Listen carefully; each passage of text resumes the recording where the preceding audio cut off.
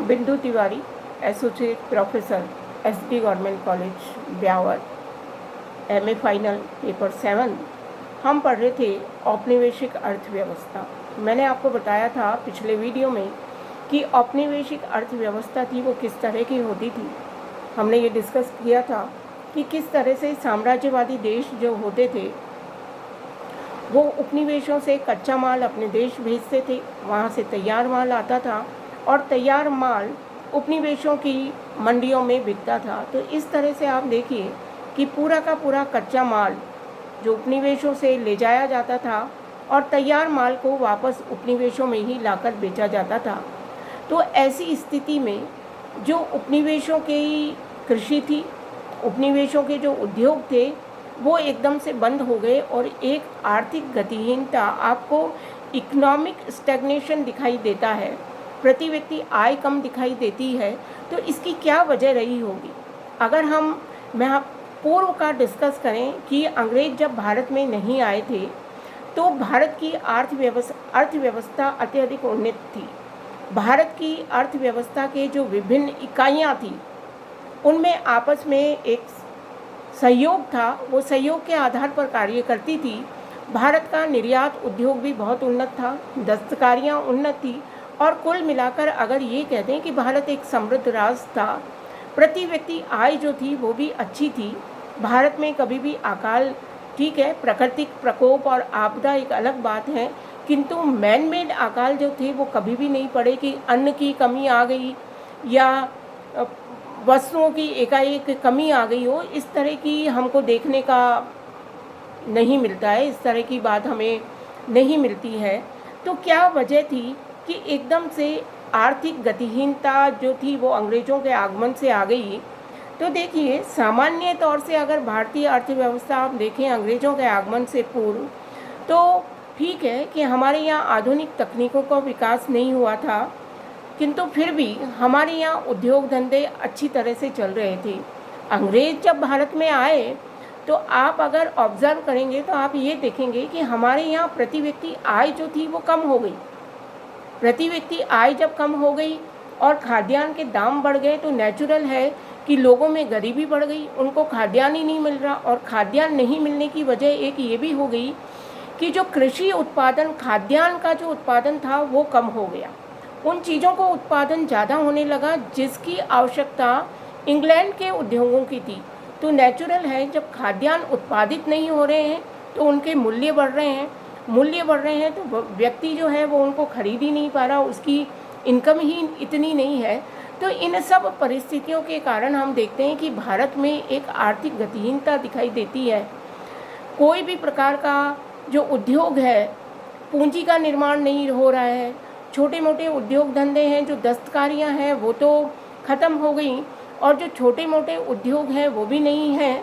तो ऐसी स्थिति में पूर्ण रूप से हमको भारत में गरीबी का वातावरण दिखाई देता है और आर्थिक रूप से अवनति का वातावरण दिखाई देता है।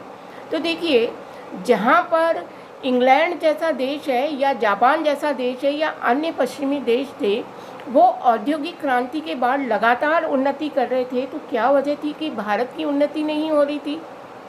भारत में ऐसी क्या कमियां थी? तो अगर आप देखें मोटे रूप से तो अंग्रेज़ों ने उन्हीं उद्योग धंधों को भारत में पनपाया जिन उद्योग धंधों की उनको आवश्यकता थी।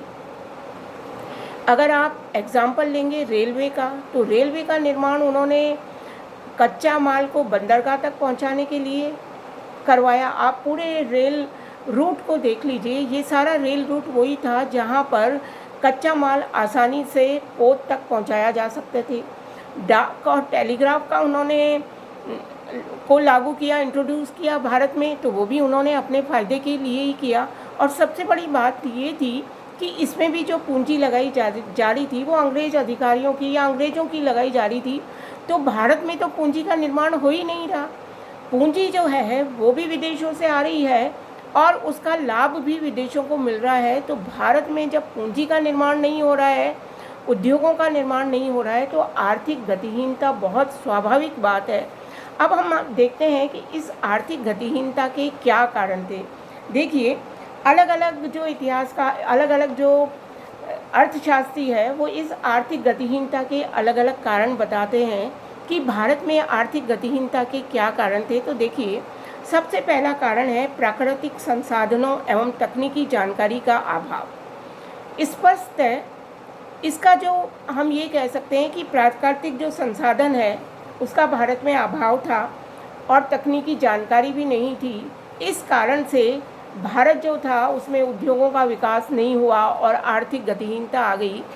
तो अब प्रश्न ये उठता है कि जब अंग्रेज भारत में नहीं आए थे तो भारत के उद्योग धंधे इतने विकसित कैसे थे। मैं यहाँ पर आपका प्रकाश डालना चाहूँगी, आपको बताना चाहूँगी कि यहाँ पर हमारे भारत में जल सोर्सेज थे, कोयला था, लोहा था, अभ्रक था, मैग्नीज था।